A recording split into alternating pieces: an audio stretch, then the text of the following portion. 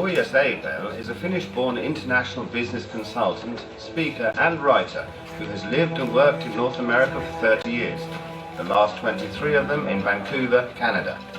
She is the world's widest-read Finnish blogger, best known for her work over the past 8 years as a senior writer of The Cool Hunter blog, www.thecoolhunter.net, followed by more than 2 million people per month around the world. Ladies and gentlemen, please welcome Tuija Seipell.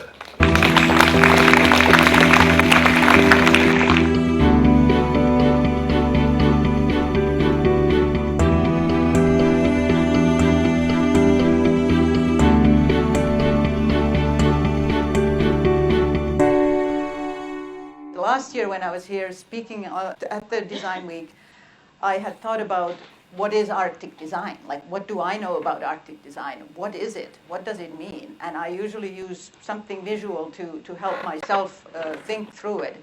And all I could think of was something like this. To me, it meant something very not there, something that is simple in a beautiful way, something that is not complicated, and something that is serene, something that has space in it, something that has that mystery, leaves you with that sense of awe because there is so much there and still there is absolutely nothing there. And I'm thinking of Arctic design here.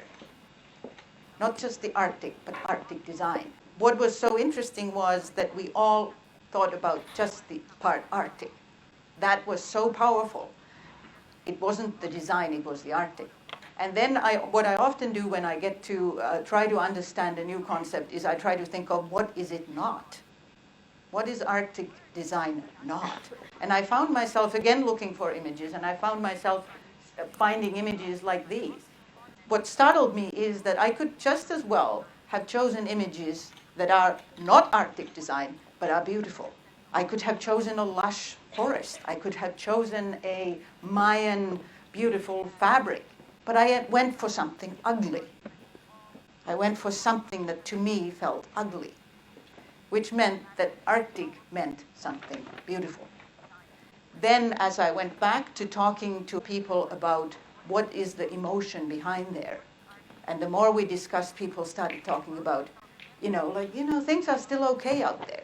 The Arctic part of Arctic design carries a lot of hope in it. There is hope that there is a place somewhere out there where a cute creature like this can still survive, where we haven't ruined everything, where there still is silence, where there still is something that is pristine and clean and clear and wonderful. We haven't messed up this whole place yet.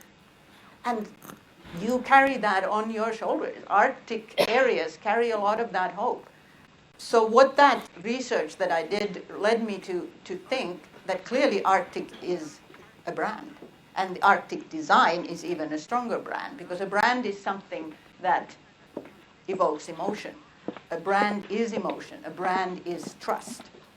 And I believe that the Arctic design brand in particular has a very strong trust behind it, and it is the people who work here, who create things, their job to make sure that the trust doesn't get broken. There are also a lot of trends going on, but these are bigger trends. These are not about whether the color of next month is peach or plum. These are bigger trends that have taken shape over some years and that are not going to go away. These are not fads. These are bigger things.